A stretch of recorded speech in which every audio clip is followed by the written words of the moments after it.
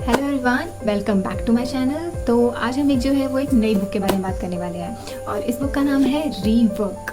ठीक है, तो वैसे तो ये जो है ये बिजनेस बुक है, बट ये सिर्फ एंटरप्रेन्योर्स लोगों के लिए नहीं है। ये जो हम यंगस्टर हैं जो मतलब बहुत सारे चैलेंजेस फेस करते हैं, खासकर अगर हम बात करें करियर डिसीजन से रिलेटेड, टाइम मैनेजमेंट से रिलेटेड, सेल्फ डाउट से रिलेटेड और भी बहुत सारे चैलेंजेस जो है हमें आते रहते हैं। तो उसकी तो कोई कमी हमारी लाइफ में है नहीं। ठीक है, बेसिकली ये मेन चैलेंजेस जो है वो हम फेस करते रहते हैं। तो ये बुक जो है वैसे तो आपको मैंने बताया कि एंटरप्रेन्योर लोगों के लिए है, बट जो इसमें जो लेसन्स हैं उनको हम अपनी पर्सनल लाइफ में भी जो है वो अप्लाई कर सकते हैं। तो मैंने अभी तक जो है ये बुक पूरी नहीं पढ़ी है, आधी पढ़ी है। तो जो मुझे अभी तक की मेरी जो 5 बेस्ट लर्निंग्स लगी है इस बुक से, मैं आज आपको वो बताने वाली हूँ। ओके, तो फिर चलिए वीडियो शुरू करते हैं।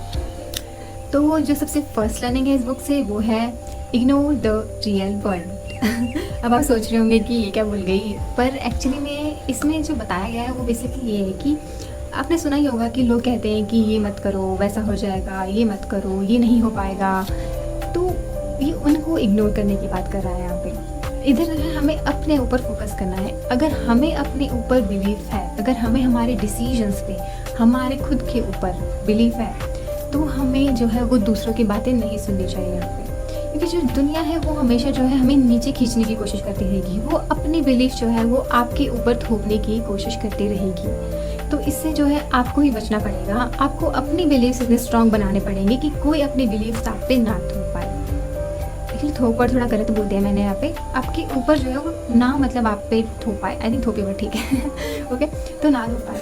तो इसीलिए इसमें कहा है इग्नोर द रियल वर्ल्ड। क्योंकि जितना हम एक्चुअली में रियल वर्ल्ड में जीते रहेंगे ना, क्योंकि यहाँ पे जो लोग हैं वो बेसिकली ऐसा ही होता है कि लोग हमेशा नेगेटिव साइड चीज़ों की देखते हैं कि अगर ये करेंगे तो वैसा हो जाएगा, ये करेंगे तो वैसा हो जाएगा।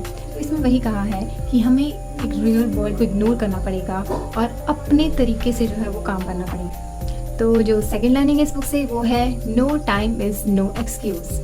इससे हम बहुत से रिलेट कर पाएंगे, क्योंकि अक्सर हम लोग कहते रहते हैं कि यार मेरे पास टाइम नहीं है, अगर टाइम होता तो मैं ये कर लेती, मैं वो कर लेता, मैं भी ऐसे करती हूँ। तो फिर क्या होता है कि ये जो बुक है वो कहती है कि जो ये हम है ना ये सब एक्सक्यूज़ दे रहे हैं। अगर हम कुछ चीज़, अगर हमारा जो गोल है वो इम्पॉर्टेंट है तो फिर हम उस चीज़ के लिए टाइम जो है वो ज़रूर निकालेंगे। उसके लिए चाहे फिर हमें सुबह 5 बजे उठना पड़े या फिर रात को 12 बजे तक जागना पड़े, लेकिन हम उस चीज़ के लिए टाइम जो है वो ज़रूर निकाल लेंगे। तो अगली बार अगर जब आप कहें कि मेरे पास टाइम नहीं है तो याद में रखिएगा ये सिर्फ एक एक्सक्यूज़ होगा। तो जो थर्ड लर्निंग है इस बुक से वो है एम्ब्रेस कॉन्स्ट्रेंट्स। एंड ये वाला मेरा जो है वो फेवरेट वाला है, क्योंकि हम अक्सर कहते रहते हैं कि यार मेरे पास अगर ये चीज़ होती, इतना टाइम होता, तो फिर मैं जो है वो ज़्यादा आगे बढ़ पाती। पर ये सब जो है वो चीज़ें सच नहीं है। अक्सर जो है हम जो हमारे पास कम रिसोर्सेज होते हैं, जो हमारे पास कम टाइम होता है, तो हम ज़्यादा क्रिएटिव हो जाते हैं। हम चीज़ों को एक नए तरीके से जो है देखने लग जाते हैं। हम ठीक है, जैसे कि आपका एग्ज़ाम टाइम आ रहा है, आपने पूरे साल में चाहे कितना भी नहीं पढ़ा होगा, लेकिन उस जो कम टाइम है, जो आपके पास एक दिन है, चाहे एक दिन, उतना आप पढ़ लेंगे जितना आपने अपने पूरे साल में नहीं पढ़ा होगा। उस टाइम पे आप एकदम क्रिएटिव हो जाते हैं, आप अपने इंपॉर्टेंट पॉइंट निकालने लग जाते हैं। और कुछ लोग तो भाई टॉप भी कर जाते हैं। एक्चुअली हुआ ऐसा मेरी क्लास में, एक मेरी फ्रेंड उसने बस एक दिन पहले पढ़ा और उसके एक्चुअली में सबसे ज़्यादा आए थे मार्क्स, आई थिंक सो। तो जितने हमारे पास कम लिमिटेड रिसोर्सेज होते हैं, टाइम होता है, हम उतने क्रिएटिव बनते जाते हैं। तो ये जो बुक है वो कहती है कि अपने हर्डल्स, अपनी लिमिटेशन जो है उनको अपना दुश्मन मत समझो, उनको अपना लो।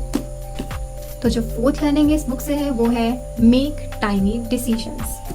अब क्या होता है कि हम जो बड़े बड़े डिसीजन हैं उनको लेने से डरते हैं, क्योंकि उनके जो कॉन्सिक्वेंसेस होते हैं वो भी बड़े होते हैं। तो ये जो बुक है वो कहती है कि हमें उन जो बड़े डिसीजंस होते हैं हमें छोटे छोटे जो पार्ट्स में है उनमें डिवाइड कर देना चाहिए। इससे होता क्या है कि हमें एक अपने, जब हम उन छोटे से डिसीजंस को पूरा कर पाते हैं जो हमने लिए हैं, तो हमें कॉन्फिडेंस आ जाता है और फिर हम अगले जो डिसीजंस हैं उनको भी उतनी ही शिद्दत से फिर जो है वो करने की कोशिश करते हैं जो हमने डिसीजंस लिए होते हैं। तो जब भी मतलब आपको कोई ऐसा नहीं है हमेशा कि हमें बड़ी चीज़ों को जो है वो अचीव करने के लिए बड़े डिसीजंस लेने की ज़रूरत है। हम छोटे छोटे डिसीजंस ले सकते हैं। मानिए अगर मुझे एक अपने पेपर की तैयारी करनी है, तो मैं ये डिसीजन नहीं लूँगी कि आज के दिन मैं ये पूरी बुक ख़त्म कर दूँगी या फिर मैं ये सारे चैप्टर पढ़ लूँगी। ऐसा नहीं करेंगे हम। ठीक है, हम क्या करेंगे, हम छोटे छोटे डिसीजंस लेंगे। मैं बोलूँगी कि आज की मैच 2 घंटे, लेकिन 2 घंटे दूँगी, ज़रूर दूँगी, पर अच्छे से दूँगी। मैं ये चैप्टर जो है आज फिनिश करके रहूँगी। ओके, तो हमें छोटे छोटे डिसीजन लेने हैं, और जो छोटे छोटे डिसीजंस हैं ये लास्ट में जो है आपको इतने इम्पैक्टफुल लगेंगे। जो अपने छोटे छोटे डिसीजन हर दिन लिए होंगे, ये एक आखिर में आपको इतना बड़ा मतलब जो है वो रिजल्ट ला के देगी, आप जो सोच भी नहीं सकते हैं। तो डिसीजन लीजिए, छोटे छोटे लीजिए, वो बहुत बड़ा इम्पैक्ट जो है आपकी लाइफ में ज़रूर क्रिएट कर पाएंगे। तो जो 5th लर्निंग है इस बुक से वो है पिक अ फाइट। और मैं यहाँ पे जो है सच में लड़ने की बात नहीं कर रही हूँ, क्योंकि लोग बहुत ज़्यादा आते होते हैं लड़ने के लिए। तो यहाँ पे जो पिक अ फाइट का मतलब है, उसका मतलब ये है कि अगर हमारे कुछ ओपिनियंस हैं, अगर हमारे कुछ प्रिंसिपल्स हैं जिनको हम मानते हैं कि वो सही हैं, क्योंकि बहुत लोग होते हैं जिनके लिए वो सही हो सकते हैं और कुछ के लिए वो गलत हो सकते हैं। तो सबके अपने अपने ओपिनियन हो सकते हैं, सबके अपने अपने प्रिंसिपल्स हो सकते हैं। तो ये हम पे डिपेंड करता है कि हम उन पे स्टैंड आउट लेते हैं कि नहीं, क्योंकि ये बहुत बार होता है कि हमारे खुद के ओपिनियन होते हैं और सामने वाले के डिफरेंट होते हैं। तो हम डरते हैं, हम अपने ओपिनियन कभी कभी नहीं एक्सप्रेस कर पाते हैं और इससे हम दबके रह जाते हैं। तो इसलिए अगर आपको लगता है कि नहीं ये सही है, ये गलत है, तो वो बोलना बुरी बात नहीं है। अगर आपके पास जो है राइट रीजंस हैं उस चीज़ को मानने के लिए, तो फिर उसके लिए फ़ाइट करना बुरी बात नहीं है। तो अगर आपके ओपिनियंस हैं, आपके प्रिंसिपल्स हैं, तो उनको एक्सप्रेस ज़रूर करिए, क्योंकि सबके अपने ओपिनियन, सबके अपने प्रिंसिपल, सबके डिफरेंट हो सकते हैं। तो उनको एक्सप्रेस करने में कोई जो है हमें ऐसे झिझकने की ज़रूरत नहीं है, क्योंकि मैं तो बहुत बड़ बोली हूँ, मैं तो सच्ची में कभी कभी कुछ भी बोल देती हूँ। तो ऐसा भी नहीं बनना है। ध्यान में भी रखना है ऑफकोर्स कि हम जो बोल रहे हैं वो किसी को हर्ट भी ना करते, पर वो हम अपने ओपिनियंस भी एक्सप्रेस बस कर पाए। तो इस चीज़ का हमें ध्यान रखना पड़ता है कभी कभी। पर या हमें अपने ओपिनियंस और प्रिंसिपल्स के लिए फ़ाइट ज़रूर करना चाहिए, क्योंकि वही हमें स्टैंड आउट बनाता है दूसरों से। तो ये थे मेरे 5 बेस्ट लर्निंग इस बुक से। एंड अभी ये मेरी बुक जो है वो पूरी नहीं पढ़ी है, तो इसका मैं पार्ट 2 बनाने वाली हूँ, क्योंकि इस बुक में बहुत ऐसी अच्छी अच्छी लर्निंग्स है जो ऑफकोर्स मैं सबको बताना चाहती हूँ जिन्होंने ये वाली बुक नहीं पढ़ी है। अगली वीडियो ज़रूर देखिएगा अगर आपको ये वीडियो अच्छी लगी। And don't forget to like, share and comment and also to subscribe. तो मिलते हैं फिर अगली वीडियो में। बाय।